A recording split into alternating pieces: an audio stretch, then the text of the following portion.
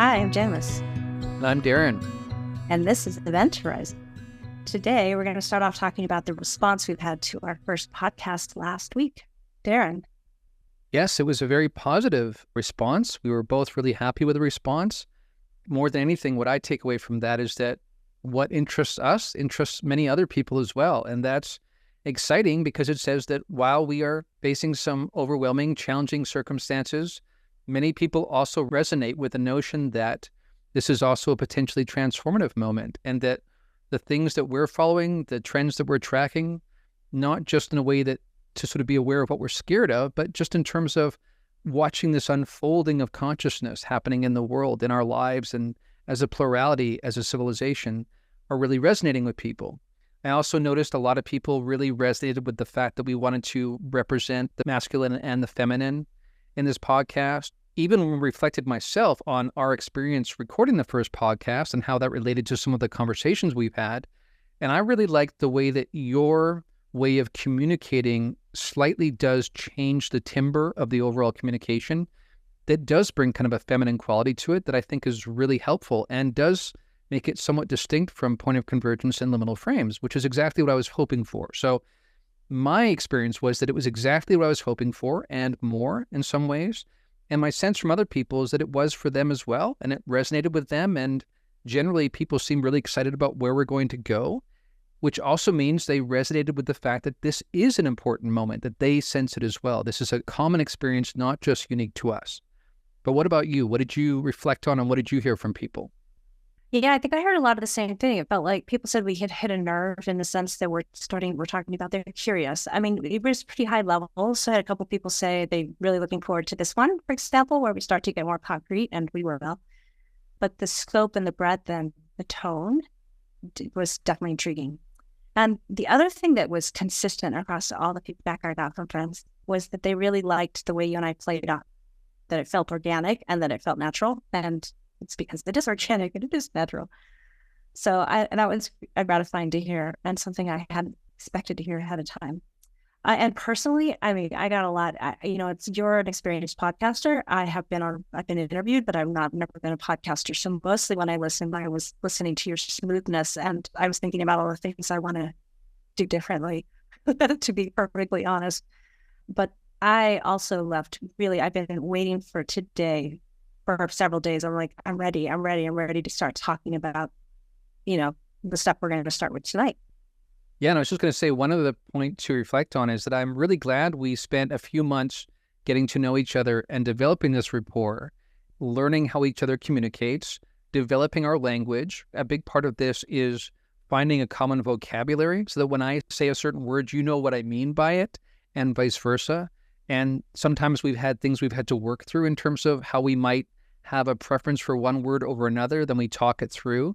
And we've kind of got to the point, as we did before we went on the air here, where if there ever is a difference in our perspectives, because we're aligned on so many things, but when there is a difference, we now look at it like somehow those both must be true. There must be some transcendent perspective that includes both of those from a certain way of seeing it. So to me, that's exciting about where this is going to take us as well, both personally as well as the podcast journey. But yeah, so the next thing we wanted to talk about is why this time is different. Why do we have the audacity to start a podcast called Event Horizon? What makes us think that 2024, in this particular historical period, is so unique? So when you reflect on that, what do you think? And what would you say to people? Oh gosh, so much. And I was just looking back. So one of our listeners wrote in a question just about that. And basically you said, we've been hearing for, millennia that things are going to change. Stuff is on the horizon, the big transition we've all been waiting for. Why now? And honestly, I said the same thing. I remember you and I having this conversation the very first time we talked, if I recall correctly. And I was like, data. We have data at this point, in my mind. I mean, everybody will need to obviously look at anything they track or are interested or think that would be representative, that change is underway, and determine whether they can see that. But for me, it's unequivocal. A geopolitical situation, climate situation. So there's data. That's why this time is different. And there's a whole bunch of different things that I've tracked and you've tracked, but the data is really concrete. I mean, as you and I've talked about, there's at least three possible paths to human extinction that they're not an ideal, they're possible. I mean, look at climate change, look at the geopolitical situation in the world. In fact, what was the article you sent me today about Putin saying today that he's going to test tactical nukes? Those are two. And then we have some pretty dire assessments. If you're looking on the fringe, for example, the possibility of being hit by a CME at some point, a coronal mass ejection from the sun, while our poles are wandering away and the magnetic field around the Earth is degraded. There's just things most of us aren't paying attention to. But when I stop and I look at it and I go down all these different things, because my list is at least 12 indicators long, there's something happening. So I don't know if that's been true at any other time in recorded history. Yeah, there's something about the fact that, like you say, there's not just one extinction level threat, there's multiple extinction level threats. And first of all, for a large period of our history, we didn't have the kind of technological prowess to be able to destroy ourselves completely. When you're fighting with sticks and stones or swords and spears, or even cannonballs, there's only so much damage you can do. But at this point, we have really moved forward in terms of our technological capacity, but our consciousness has not sort of kept pace with that. So we have numerous options on the table for how we could destroy ourselves. In addition to the ones you mentioned, there's also AI.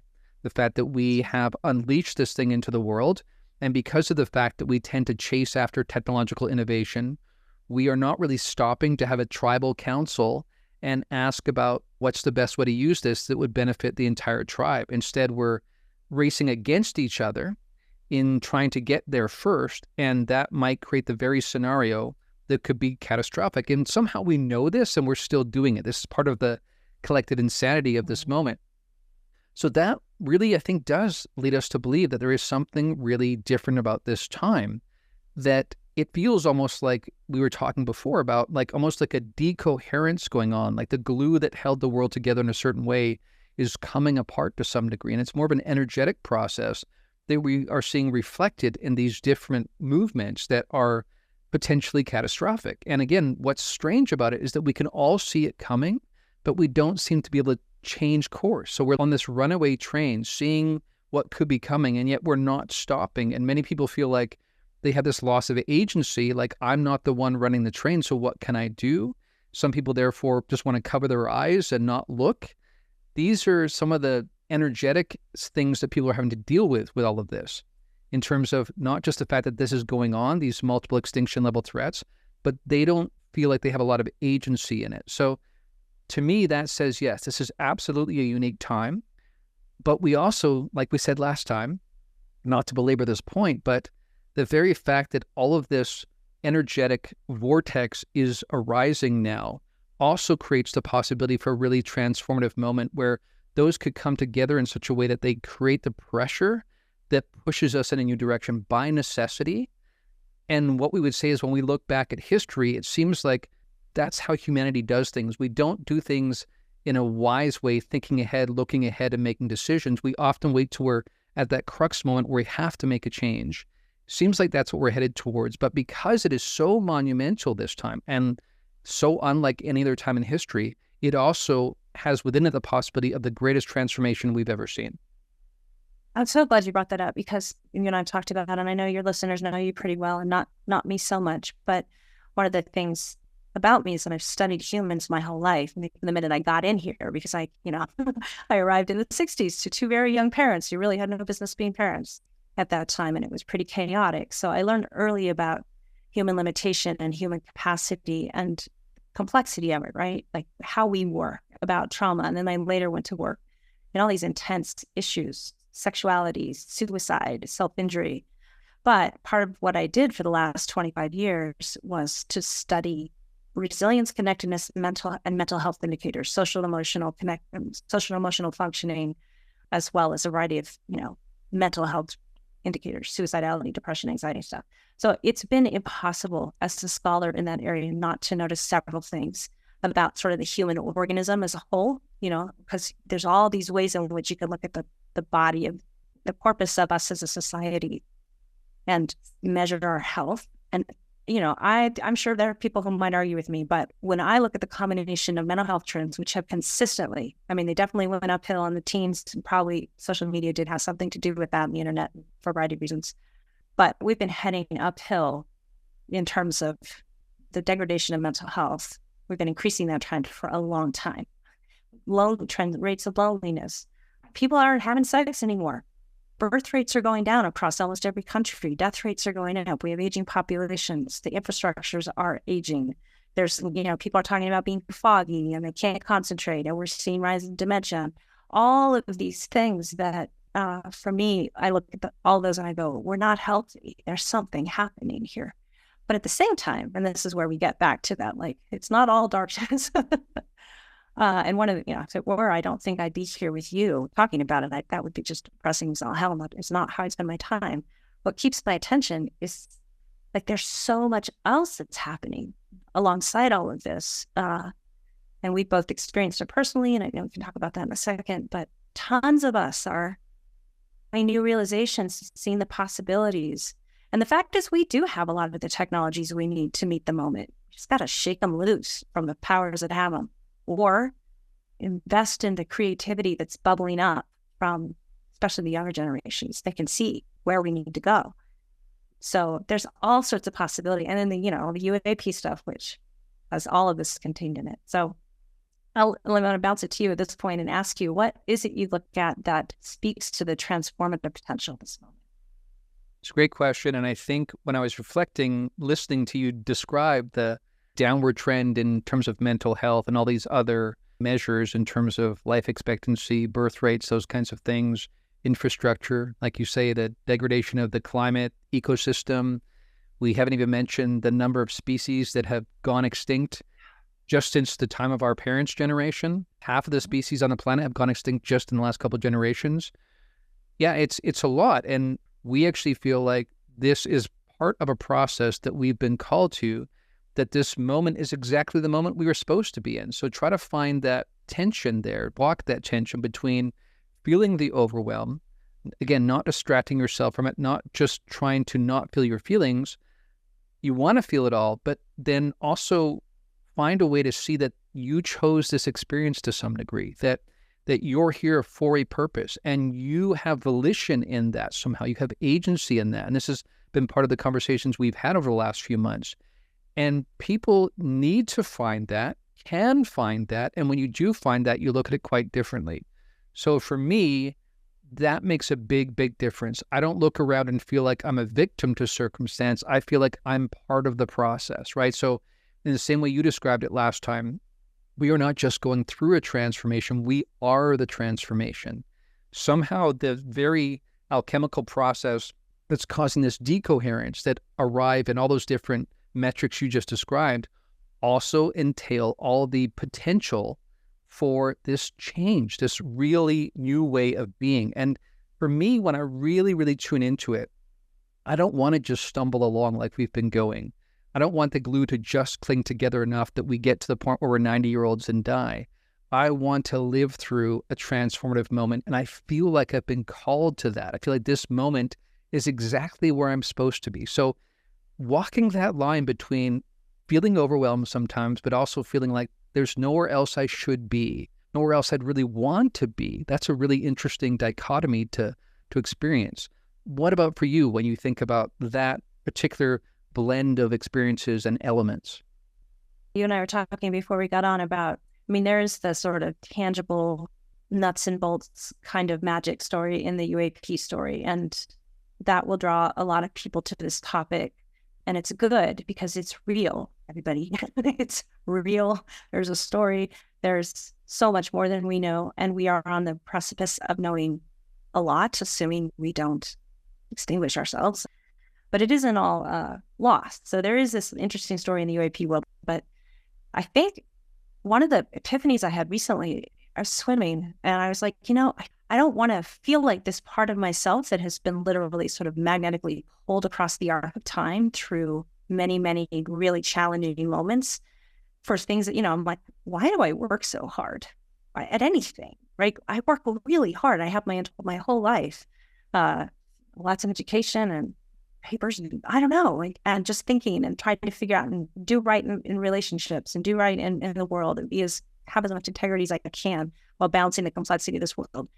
And as we got closer and closer to this time, I'm like, get it. There's something here. And then when we hit 2020, as I told you, I'm like, oh my God, it's game on. Something happened starting in 2020. That was January 2020. And once we hit COVID, I knew we'd never go back. But it really changed the landscape of my life in very concrete ways, starting a while ago, but really picking up in the late teens and then early 20s. So I'm my own piece of data in a way. I'm like, what has that kind of transformative potential? And if it were just me, as I said, I would probably go find a place to just be quiet and weird by myself. But I look around and at you and lots of others I met, and I'm like, we're all changing. Something's happening for each of us. It feels kind of very personal, like it fits into people's personal stories, but it's clear. I don't know anybody who's not experiencing some form of major transformation, and it's very deep. And a lot of them are finding these kind of magical skills. They're finding themselves having more lucid dreams or experiences, or just wanting to learn more about spirituality or consciousness or physics or UAP stuff. I feel like that at the collective level and the individual level has been one of the greatest pieces of data. I feel embarrassed about it. I'm like, I'm done. I don't want to feel embarrassed about it anymore. It's interesting, and it makes for an interesting life. And being able to sort of bridge the very, very scary with this incredible set of possibilities that we're looking at that I can't even fathom. I mean, I'm like, well, I have no idea what's going to happen. It could be bad, but it's going to be a really interesting ride between now and then. And that's what I want. Yeah, I can relate. And I like what you said there in terms of you look back, on the one hand, you worked really hard and you've really been dedicated. And what is it that makes you be that way? Is it because you somehow are more magnetically pulled towards something? So when you reflect on that, because I want to reflect on it in a second, but I first want to ask you, when you reflect on why is it that you've worked so hard? Why is it that your life has looked the way it has? And how you find a sense of agency in that you chose that to some degree, that some higher aspect of you is pulling you towards yourself or a more authentic expression of yourself. How does that land for you when you go from, for some reason I've lived my life this way, to there's some reason I chose to be this way, and in some ways there's no other way I could be? I have felt from the time I was young. I mean, when I sat in third grade, I sat down to rewrite the Bible. Who does that? I hadn't read the Bible. I didn't put anything on a piece of paper either. But like from the time I can remember like, what am I going to say? I have nothing to say. It was such a bizarre impulse. But that was just one of like many things that were just made my sensibility in being in this world. And my things I paid attention to were always different. So I guess basically fits the data. The only thing that makes sense is one of the assumptions we talked about last time. Like, I wasn't dead before. There is a purpose. I feel very, very purposeful being here in this body right now. I mean, the first thing that came through in 2018 as things were really starting to open was like, oh my God, I get to be in a body during this time. This is so exciting. Wow, I get to watch all these patterns come together. And, there have been moments in my life like, Janis, what in the hell are you talking about? People are thinking you're insane. Like, I know, but it's really interesting and I value it. Now it starts to make sense because I do think, given, especially all you and I have talked about related to what the UAP phenomenon is teaching us about what's likely more true about the substrata of reality and physics of reality than we know. Given that reality, I think there was a before, and I am here with purpose. There is a link. I'm not going to die. That's one of the things I try to work when I get anxious. It's just really working with myself around death, no death. But that was kind of long-winded. Let me pass it for your reflections. One of the interesting things in our conversations is that we partly have a different sense of our histories. Like I know for you, you've talked about how you've always had this sense of this call. I have too, but in a slightly different way. That what I realize is, in retrospect, things felt kind of misaligned. But the misalignment made sense to me once things began to align and I saw them differently. And that contrast helped me to understand things. And now, rather than looking at those as misalignments, I see them as part of this meandering journey where I needed to pick up certain things along the way, and things that didn't make any sense to me at the time, or made sense in a microcosm, but didn't make sense in how they flowed together. Now they make complete sense. And I know that you and I have talked about, sometimes people ask us, what has your history been? What books have you read? What courses have you studied to get where you are? And can you give me that so that I can also produce the same kind of life experience or life wisdom? And it doesn't work that way because it's custom crafted for each of us. And there's part of this mysterious process where we both sense that somehow it all makes sense and it flows together. But in real time, it feels like you don't know what's going to happen. And you kind of align based on energetic magnetism in terms of what you do next. You have mentioned this time around 2012 to 2015. You mentioned again into around 2021 and that shift. And many, many people, speaking of UAP, have talked about that particular point in history was when a lot of people had their waking up, right? Their awakening, and it being related to UAP, either they saw something or they had a contact experience or something.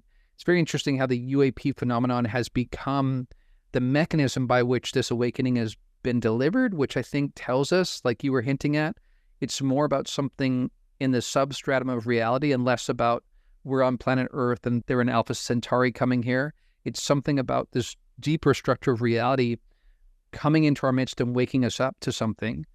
But like you said, there's also the sense that somehow we always knew this, right? So for me, it's been this strange experience of coming into new awareness, but at the same time, there's a familiarity to it that, like you said, I've always been here. This has been my journey. My journey continues. I feel magnetically pulled to something. And so when I sometimes hear people say, I'm tired of this spiritual journey, or I'm tired of this walk that I'm on, and I'll say, cool, then take a break, But my experience has been, this is what I feel called to do. This is what I love to do. There's nothing else I would want to do, nothing else really that would fulfill me like this, because somehow those things all fit together. It's part of the same thing. So for me, absolutely, there's been this shift that's happened over the last few years that I've discussed on Point of Convergence, I've discussed on Liminal Frames, where suddenly the synchronicity charts went completely haywire. It was off the charts. I felt like something did intercept my life in a way that it was getting my attention. But there's a part of me that feels like that was a deeper part of me getting my attention. So I did make many changes in life. But what's fascinating about that, and I would love to hear after that your experience with how your life changed. But for me, what's interesting is sometimes I hear people say, you really took some chances and you had a lot of faith in the steps you made in really going in a different direction. But to me, that has felt like a relational process where it's like something, whether it's a deeper part of me or some overarching intelligence that I'm connected to, knew how to set the table in just such a way that I could respond. That was enough to make me move on this. The catalyst was sufficient to make me move. And then as I would move, it would meet me relationally, and on it went in this kind of synchronicity storm till we are here today. And that, as I mentioned on the most recent Liminal Frames episode, that has meant that I've met these different people that feel like somehow I was always supposed to meet, maybe in some sense always knew. And that's been true for you too. And here we are recording this podcast, and it feels like that's just the latest extension of this ongoing process. Yeah, all of that, and then some for sure. There's a lot of people sort of coming because they're having their own experience. And in the process of meeting all those different people and having all those different conversations, I know that it's rare. I mean, the kind of magnetism that you describe, and that I don't think everybody's feeling. A lot of people are sort of reluctant, like it just feels scary. This whole time feels scary. And they don't really want to deal with it. They don't want to think about it. It feels overwhelming. And it becomes hard. It's like you kind of have to wade through some of the intensity of the sort of mortality threat that goes along with this time in order to get to the really amazing parts. I want to say, everybody, keep going, because there really is, this is not just a story of ending, I don't think. But I want to get more concrete just for 1 second. If we were going to start trying to look around and try to get a handle on stuff going on without it being overwhelming, if I want to go look at some of these trends, if I want to go check the data like Janis just suggested, or say things, what should I be looking at? What kinds of topics? So the one that I'll pick is AI. I have a background in programming, and so I kind of have this dual focus of being really interested in technology, but also understanding the consciousness aspect that undergirds that, and the importance of the consciousness perspective in terms of how we use technology rather than being used by the technology. On the one hand, people look at AI, and right now, everywhere you look, there's these concerns about it could be the end of the world. We think about the Terminator movie franchise, where we give too much power to the machines take over and try to destroy us at some point. Many people feel like that's a self-fulfilling prophecy. That movie originally came out in the mid-'80s, I think. And now the concern is that's exactly what we're seeing unfold in our time. I think that's definitely a possibility for the reasons I just described a little bit earlier, in terms of rather than slowing down, working together, having long conversations, balancing all of our priorities, instead we're doing what we usually do, which is create adversarial relationships, and they end up engineering this race to the end to get there first, regardless of what that might mean for potential challenges. That is a problem. And undoubtedly, again, we need to shift how we look at these things so they don't become the worst case scenario. But I want to also introduce some of the amazing transformation that could come about from AI. So, for instance, in the last episode, I briefly discussed how capitalism has seemed like the best option on the table compared to what we've seen happen historically with communism. Has not tended to work out well in the world. And of course, that's most obviously exemplified in the collapse of the Soviet Union. There are many problems, of course, in our system, and that were present even during the height of the Cold War, but ultimately that system collapsed because of corruption within the system and those kinds of things, that the ideals of communism couldn't be adhered to, and that human corruption and human fallibility kind of got in the way. And in that sense, we have found that trusting a market, which is beyond us, external to us, has been our safest bet against ourselves, ironically, which again speaks to a consciousness situation. What I would say AI represents, again, if we can approach it from the right perspective, is the chance to, rather than having to trust some bureaucratic center at the Kremlin or in Washington, D.C., that's making decisions about all these different territories without really understanding the on-the-ground situation of the people in those territories, what we could do is actually feed into the AI all the variables. It could be thousands or tens of thousands or hundreds of thousands of variables that we need to be accounting for to end up with the best possible scenario across the board for the sake of the greater good. This is the first time in history, again, getting back to this historical moment, this is the first time in history we've had technology like that at our disposal. And if we approached it with the right perspective, again, it could be hugely transformative in a very positive way, to the point where it could fundamentally change our relationship with work. Between AI and robotics, we could largely create a post-work kind of civilization, post-work economy. We absolutely could. But instead, what people are focusing more on is scarcity, concerns that a robot or AI is going to take their job, because we don't think as a unit, we don't think as a tribe. But again, I really want to encourage that part of the solution needs to be using something like AI and the potential it offers us to be able to balance the equation, to consider all the variables that are important for a functioning, sustainable ecosystem that environmental awareness has taught us after all this time. We can take that wisdom we've gained and use that to help AI create a situation that serves the greatest good. And that is the first time in history we've had a technology like that at our disposal. Whether or not it ends up being our demise or the promise of a new future really is in our hands, and again boils down to a consciousness kind of question again. So that's one for me that I think is really interesting, that on the one hand, absolutely there are potential dangers, but there's also remarkable promise as well. What about for you? What do you reflect on in terms of a trend you follow that is both daunting and seems to be overwhelming sometimes, but also has this silver lining of possibilities? Well, there's actually a number, but I gotta say we have to do at least one podcast on just things you brought up around potential for AI and this link with, consciousness is going to be essential, right? It's all about us right now. It has nothing to do with technology. It's really us at this point. So that's what I think I actually watched most, are signs of evolution. So just before I get to the big one, I want to just say one of the hopeful signs I see, although again, I think people might question this, is young people.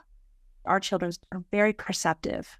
They're anxious as all hell for really good reasons, but part of it is because they really do perceive the ambient agitation in what I think of as, the field, this energetic field that we're all in, and we're all picking stuff up from, even though we don't think that we are. And then the young ones coming in, the really young ones, oh my gosh, some of them are amazing. They're just coming in brilliant. So it's like, okay, well, the next iteration of us is visible. We just got to make it through this passage. So for those things, there's so much to pay attention to, but I guess the thing that gives me the most hope, but it's also, who knows what's going to happen, is advancements in quantum physics, especially as it applies to technologies that service life. So, for example, it's quite compelling. Those of you who don't follow the UAP build, when we get there, talk about it, you'll see it's very obvious that we have a lot of the technologies we already need to create energy without needing oil. We had it probably for a pretty long time. And the need for it is so present, and it's starting to be picked up by so many different people that there's definitely battles going on in the background. That's pretty obvious if you're watching. So how that'll all play out, I don't know. But boy, if we had, and I think we do have, and we might very well see the emergence of technologies that really could solve, they can't solve the thresholds we've already crossed, and we've crossed quite a few of them climatologically, but they could really help us adapt. Also, as it applies to health and healing. I mean, some of these technologies, as we understand more deeply how humans work at the energetic and frequency level, are already starting to make debuts, and they're just going to become increasingly more complex and available to the general public. So I see all sorts of amazingness. We just got to make it sort of through the next few years here. I overall feel pretty hopeful, honestly. And I feel like, as I said earlier, it's at least going to be a fascinating ride. We're not living in boring times.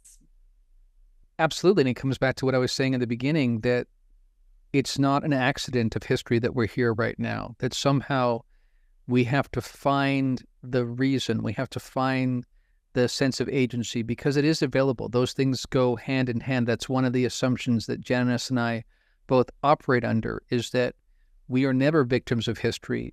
The circumstances that arise in our lives are somehow catalysts for the evolution of our consciousness. And that's true for us as individuals, and it's true for us as a civilization. Somehow all of that's true. That is part of the quantum magic of the entire thing, is that somehow all those things are simultaneously true. And when I think about this overwhelming sense of these multiple level extinction threats, I think about it kind of like the 4th of July versus a war-torn zone. And you'll hear about people who come back from war zones, and whether it's animals or human beings, can sometimes have their PTSD set off by things like fireworks and loud sounds and bright lights.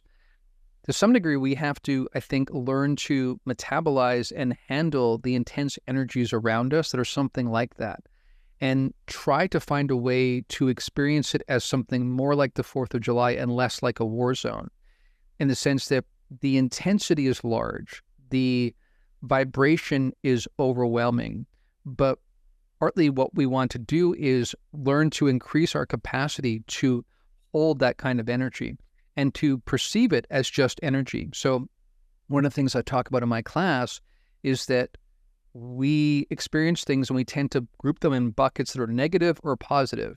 And if it's negative, we try to dismiss it, get it out of the way as quickly as possible, and move back to the positive. And you and I have had many discussions around how the control structures that seem present in our world from certain elite human groups tend to focus on giving us just enough of a dopamine hit that we keep choosing these easy ways of getting that positive feeling and avoiding the negative. But we both recognize that somehow all of that's just information, all of that's just data, and all of it is for our benefit, that anything that happens to us in life is part of the purposefulness of the entire thing. So if we can learn to receive it, metabolize it as just information for our benefit, rather than either taking it in or rejecting it based on whether it initially feels positive or negative, we can gain so much. We can transform ourselves, both as individuals and as a civilization. So that's what I partly hear you saying here, even when it comes to something like the UAP question, right? So many people look at that and go, wow, are aliens going to invade us? Are aliens abducting people and doing nefarious things? That's part of the conversation here. But another aspect that's part of it is all the amazing potential in terms of technologies and things that are coming online. And somehow all of that's connected, right? Like somehow, again, all of these confluence of forces coming together now is purposeful. And the key is to find the meaning in it. Like you said last time, find the strands, isolate the strands that you can follow that take you to a new place. And that can feel overwhelming. It can feel like a path of desperation, but trusting that these things are never random. You're never a victim to circumstance, and trusting that you will get to the other side of that. And I think overarchingly, what we both feel is that there is a transition to something on the other side that's really amazing, that we both feel called towards that. It feels like a magnet pulling us from the future, so to speak. So what do you think about when you wrestle with that kind of tension? I think you're really good at being able to articulate cognitive processes. So that is very helpful. But I've had to really work with the energies because sometimes they're really, really intense. I don't know how to explain in physics terms what's happening, but I do know that there is a happening. Just living feels different. Time is different. I can feel the energies in my body. So I've had to do a number of things along the way to make this palatable. And I have a lot of people in my life who are very also perceptive energetically. So we've talked a lot about like, how do you do this? And I'd say like, for me, it was like just a little bit at a time. I had an inner voice in 19, I was watching a scary movie and I turned my head away at a part I didn't like. And it said, just don't look away. I was like, okay, just don't look away. But, sometimes it's scary and I do look away, but I just try to do little bits at a time and then do a lot of breathing with the pranayama practices and continually coming present. The mindfulness and meditation practice have been absolutely essential for me to kind of be able to be in the energies and the anxiety that can come up. And mostly, as a human, as a psychologist, I look around and I'm amazed at people's capacity for avoiding it. Blows my mind. Like, that's a lot of energy that has to go into not looking over there. And now things are starting to seep into the peripheral view, even if you're working really hard not to see it.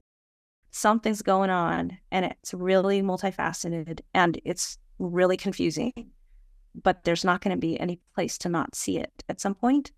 So I think, part of what I know drives both of us, because we've talked about this, I feel like part of what I really want to help people do, and I know you do as well, is like, let's just figure out how to be in this together and let's share techniques and let's, we're all having this experience, no matter where we are, what we're doing, we're all having this shared experience right now.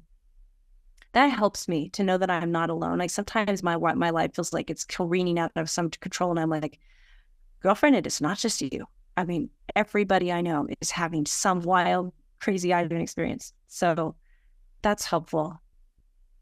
I like what you said there. I think one thing we both want to do is be honest and real about what this process is like. And it's not always going to feel safe. It's not always going to feel comfortable. Partly what we're trying to do is say, like, stay present even when you are feeling that sense of overwhelm. Like you said, the example of watching a movie and not turning away. And something you said there also made me reflect on something we said last time, where there's something about what's about to emerge that by necessity demands that we actually learn to stay present. Yeah. We develop these skills because, like you say, it's going to be something that we could keep to the periphery for a certain period of time, but eventually it's going to be everywhere. And this makes me think of something that Terence McKenna once said in an interview in the 90s, and it was very prophetic, where he said, we're moving towards this transcendental object at the end of time, is the way he described it. And he said that on the march towards that, things are going to get weirder and weirder and weirder. And eventually we're going to have to start talking about the weirdness. And initially we will choose not to. He didn't say that part, but I think that's true. But eventually we will have no choice, because it will not just be in the peripheral view. It will be everywhere. It'll be right in front of us, and it'll be in each of our lives and overlapping our lives. But you make a great point that what that does is it necessitates that we not only increase our own capacities, but we do it together, and that we need to help each other. And partly that is the march I think we're on. We're going from this, again, American-centric kind of view of like the rugged individualism, that we transform into something much more communal, that we recognize that we're stronger together. We're more than the sum of our parts, so much more than the sum of our parts. And this transformation will necessitate that change in perspective, which is what it is fundamentally. And that sets us up for a really new beginning. And I think also what I want to add is that the very confluence of forces that are coming together will also begin to pull apart the old structures that have existed up until now, that have dominated these power structures. Because they've been built on faulty foundations, they will crumble. And that will feel overwhelming. It will look like a storm. It will look like a war zone at points, perhaps. But it also, therefore, promises the potential for a new day where we can rebuild with a new sense of who we are and what we want to do together. So in that sense, to me, again, I focus more on the positive of where this can take us and how much better that is than the way things have been.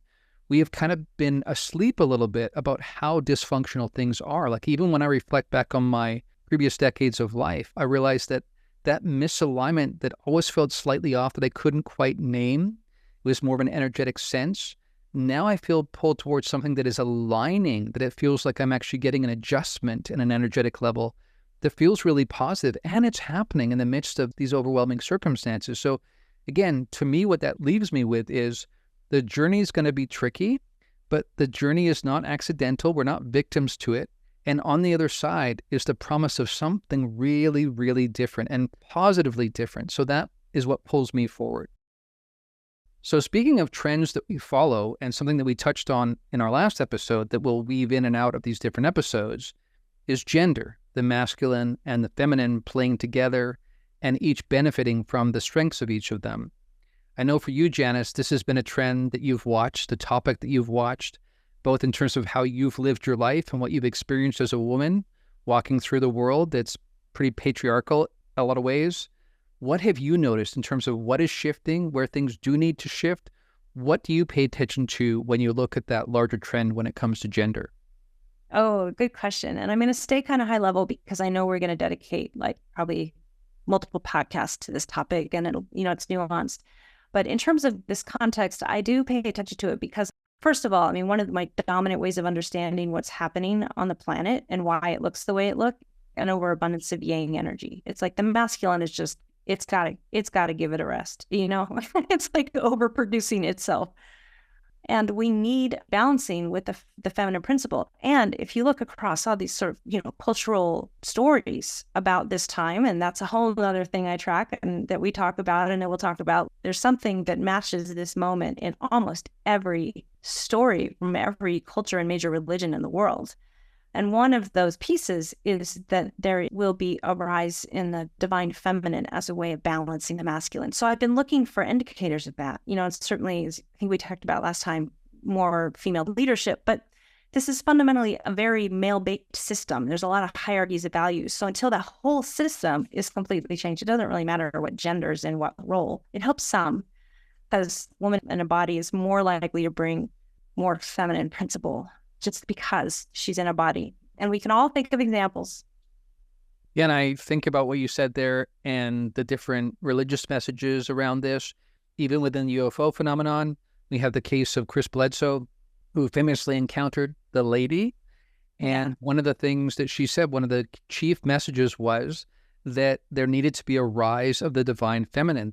There needs to be a rebalancing in our civilization around that. And again, it's not about suppressing or canceling the masculine principle. It's about finding balance when the two work together. The famous image of the yin-yang working together is that they seamlessly flow together.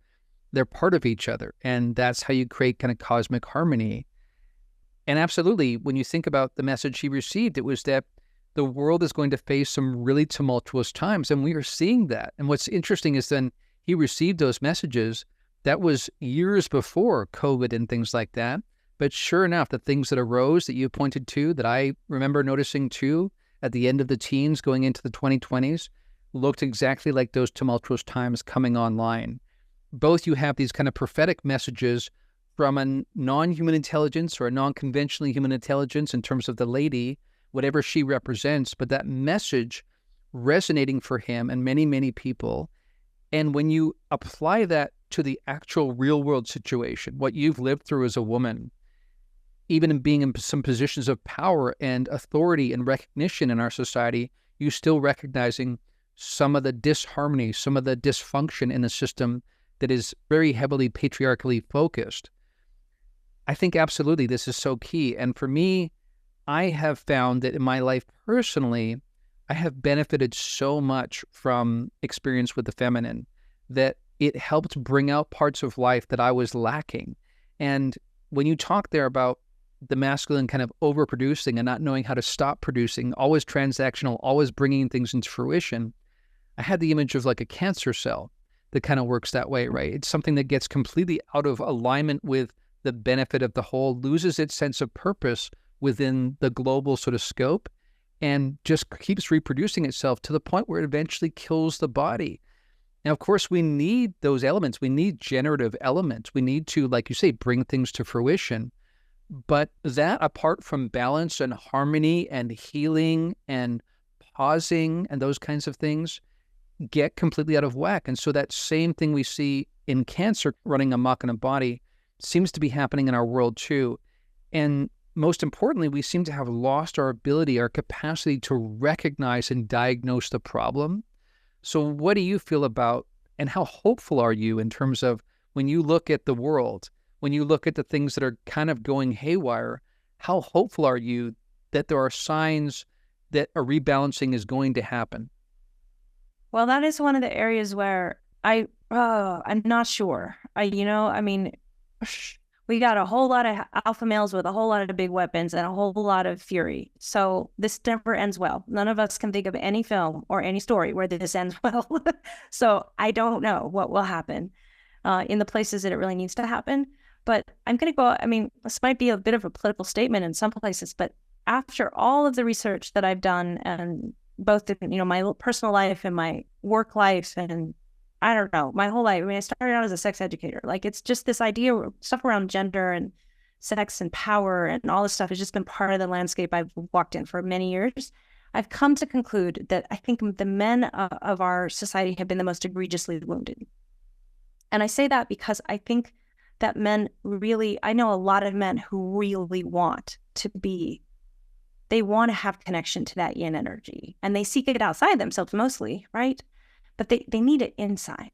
Like, I can access my male energy pretty easily, but I don't know many men who can access their feminine energy without feeling, well, they have to wade through all sorts of stuff they've just not been able to or willing to, and the collective of men are just like super ashamed to do it. But it's like, wow, to reconnect the heart and the head, in a way, I feel like it's been, I look around, I'm like, I think it got severed. I think it was probably purposeful. It's been going on for a really long time. Maybe not severed, just winnowed down super thin. That's the alchemy I'm waiting to happen. Where do I see the masculine starting to integrate the feminine? Because that's painful. I can see that it's painful. And there's lots of reasons, lots of things, like it's not going to be an easy process, but my heart goes out to them. I know so many men that I love, and I have lived under the limitations. Like, I've had to live the limitations, their limitations, because they didn't have full access to their heart and their capacity for empathy and their intuition and their relational knowing. And, so I don't know. When I look at that, I'm like, I think it's starting. The fact that, you've even been willing to have some of these conversations is good. That's really good. I am meeting more men who are definitely in the process. I'm super psyched about that. We'll see if it, keeps us from extinction. I don't know yet. That jury's out on that one. But I'm loving that we get to be at the point where we start to have these conversations. Anyway, that was kind of a long-winded way of answering your question, but I'm wondering, as a man, what do you think? Well, one thing that I reflect on when I hear you speak about that is that I think one thing we would want to communicate to men, that I would want to communicate to men, is that it's not just about blaming. It's not about saying that you just need to be different, because I think many men, like you say, don't know quite how to tap into that part of themselves. And yet we would say that any fully healthy and well-developed human being has both aspects in their persona. And partly why men have been in some ways controlled is that they've lost their sense of energetic connection. They've lost this emotional core that when they were young boys, they often were taught, either explicitly or implicitly, that it's not okay to express your emotions, that you should be very thin or hollow or one-dimensional in terms of your emotional expression. And so that not only changes your expression, but it basically, that environment stunted their growth. Many men as boys were cut off from that. I even think about my own ancestral history, and I come from a bunch of British men. And my dad himself has shared with me more recently, he didn't talk about this when I was younger, but more recently he's talked about what it was like when he was a young boy, and his biological father came back from World War II and was really messed up with the war, which was, again, driven by male energy that wanted to dominate and take over land. And so people had to send off their sons to die in this horrific kind of situation. So he had the experience of his dad coming back, being really messed up because of what he experienced. And then him and his mom getting divorced and him being separated from his brother, his full-blood brother, didn't grow up with his full-blood brother at all. And then often had to sit at home alone while his mom went out to work.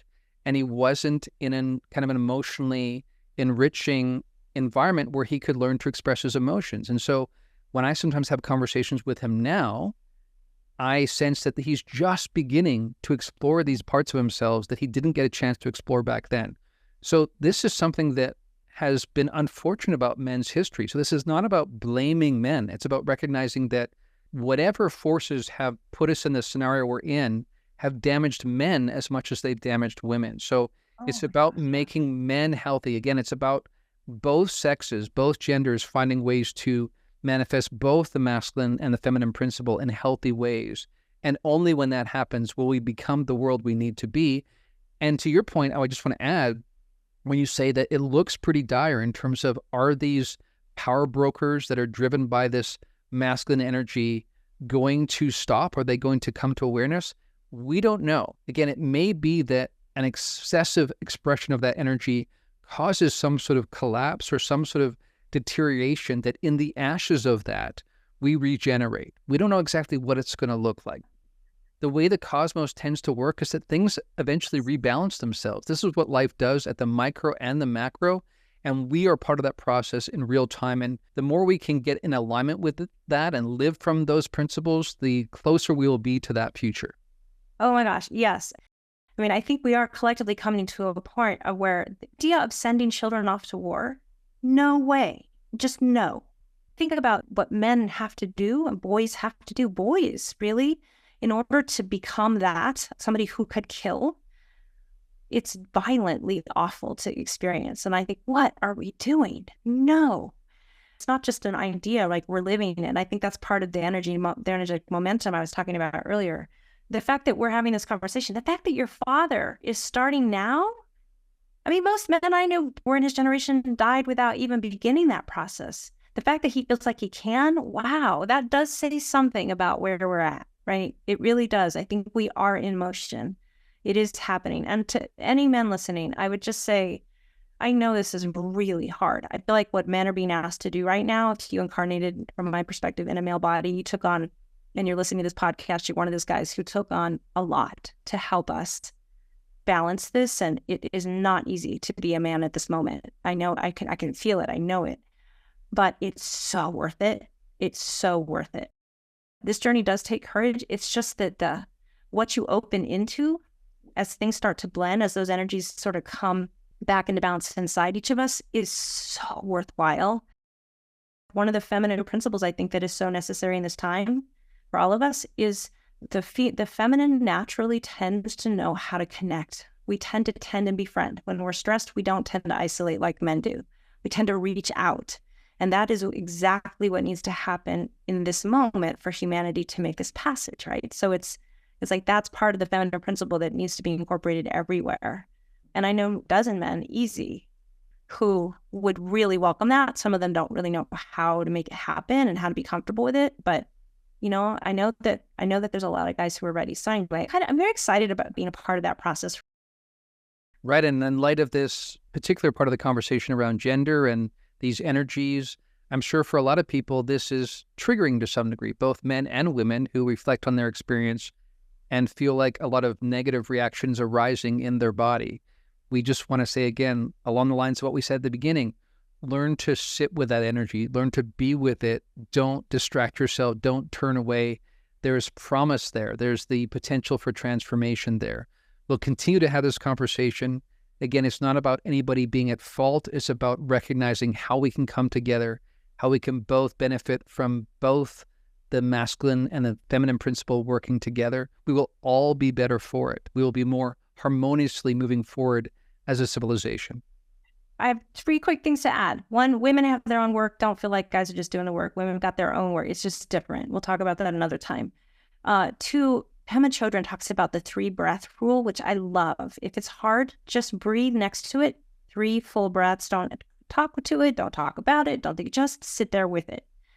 At the 3rd breath, go on with your day. If you want to avoid it, then go. It does really work. It's pretty amazing. And 3, we really are in this together.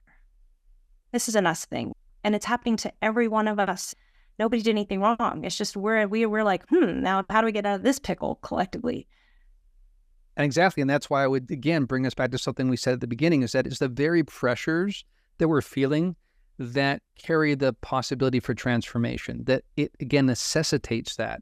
And the last thing I'll add as a technique, in addition to what Janis is saying, or a way to think about this and how the transformation begins to happen, is just by sitting with the energy a little bit longer, including using breath work to do that, begins to transform it. Sometimes people feel overwhelmed by, how do I do this? How do I work with this energy? How do I talk to it? It takes taking these 2 energies, the history has been and this future you're imagining, and just letting the 2 sit together. They begin to blend. The energy begins to change just by bringing attention and awareness to it. So process is already underway. That's the good news in all of this. And that's the yin principle of allowing. And Eckhart Tolle talks a lot about this, and I love it because it's so true. The minute you just see it, you acknowledge its existence, it begins to change. You don't have to do anything about it. You don't have to act on it. You don't have to figure it out. Just allow it. It's cool. Give it a try.